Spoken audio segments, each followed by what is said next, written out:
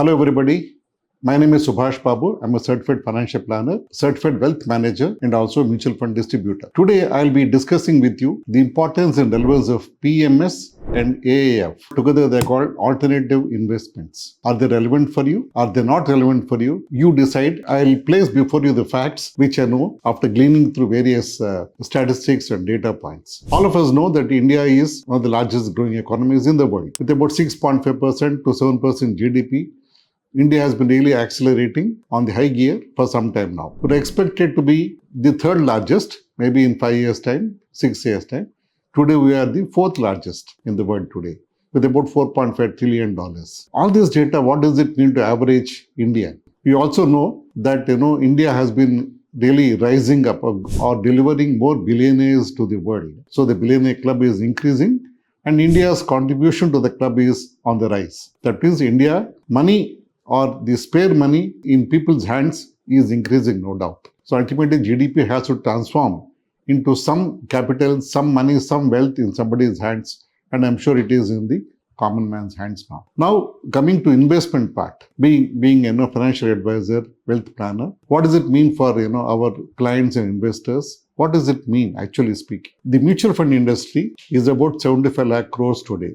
Between 72 and 75 lakh crores today. It is growing at a very impressive pace of about 15 to 17% annual growth rate, CAGR. It's very impressive. We have a long way to go in terms of reaching much higher data points. After all, this number of 72 or 75 lakh crores is only about 15% of our GDP. In developed nations, it is above 100%.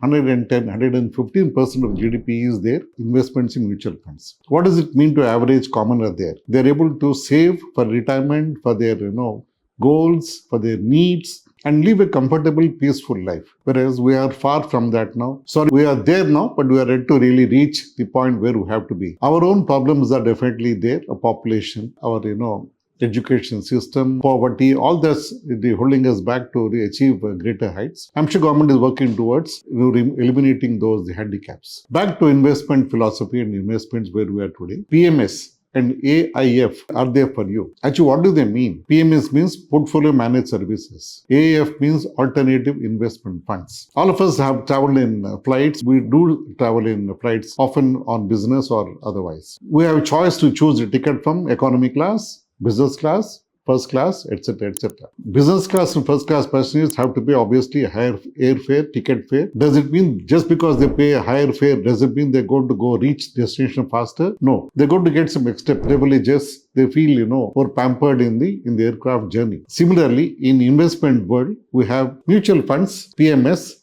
AIF in the pecking hierarchy in our investment world. Does it mean PMS and AIF investors do get pampered? Not exactly. Do they get higher returns? Maybe yes. Do they get exclusivity? Definitely yes. So therefore, why should one, prefer to retake the route of PMS and AIF? I'll explain to you. Please listen to me carefully. And my request, subscribe to my channel, like and share this video to as many friends as possible so that my endeavor to reach out to as many people as possible succeeds and really all of us go forward in this investment journey happily. PMS, as SEBI states, the minimum ticket size is 50 lakhs. 50 lakhs. Whereas for AIF, it is 1 crore, 100 lakhs. This is the minimum ticket size. Now, I'll be sharing one important data point, which I'm sure will surprise you. The PMS and AIF together, the clientele or the amount invested in both the funds is about 10 lakh crores today now. And another important point is, it is growing at an astounding growth rate of about 27% annually. So annual growth rate of mutual funds is about 15 to 16%, whereas alternative investments are growing at the average growth rate of 27%. It is not surprising that billionaires in the country are definitely investing in these funds, or millionaires, billionaires are reaching out to these investments. What makes them invest in these funds? Besides being, pampered or besides, getting the exclusivity, what really makes them come to these funds? They participate in the India growth story. Whereas PMS, helps investors directly invest in stocks as opposed to mutual funds, which are invested through a pool of funds, pool of stocks. In PMS, individual, the demat is created for the individual, investor, and he is taken care or he is guided through the investment journey by the fund house, PMS. Though there are expenses, much more than mutual fund journey. The overall returns have been impressive. The alpha, more than mutual funds, is about at least 4 to 5% higher than mutual fund returns. That's why people clamor for PMS investments. What about AIF? On the AIF front, there are three categories. One is category 1, category 2, and category 3. Category 1 invests in real estate funds, startups, and firms or startups which offer a higher potential for growth. So that means people are willing to take higher risk and they invest in these investment methodology. The returns could be higher,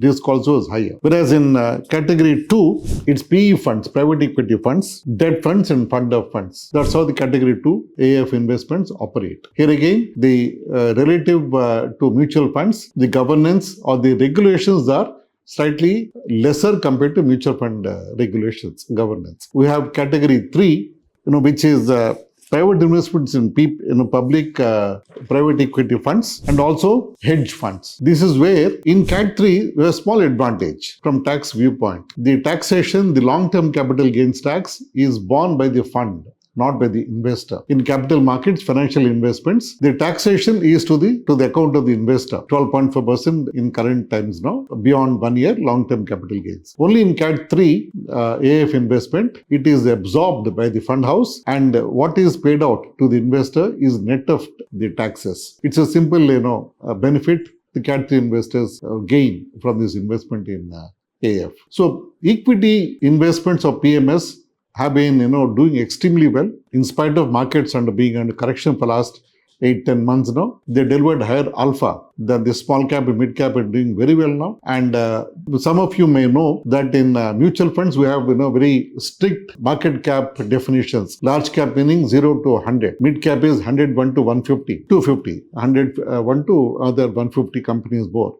Small cap is beyond 250 is small cap. Whereas in PMS category, though the small cap, mid cap, large cap is used routinely as nomenclature, the demarcation is not that strict. So they can absorb mid cap category stocks into small cap or mid cap into large cap. They can add them, amalgamation of these stocks to the benefit of investor is done by the fund managers. The ultimate objective is to get high returns for the investors. So not needless to mention, the performance of AIF returns have been impressive. They are at least 5-6% more than PMS, which itself is about 3-4% more than the mutual funds. So therefore, you decide the 50 lakhs 1 crore ticket sizes apart. If PMS relevant for you, is AIF relevant for you, please decide. Any doubts, any clarifications you have in this regard, please reach out to me. My numbers are given below, and then I am available to read at any point of time. I will share whatever I know on these two categories of investments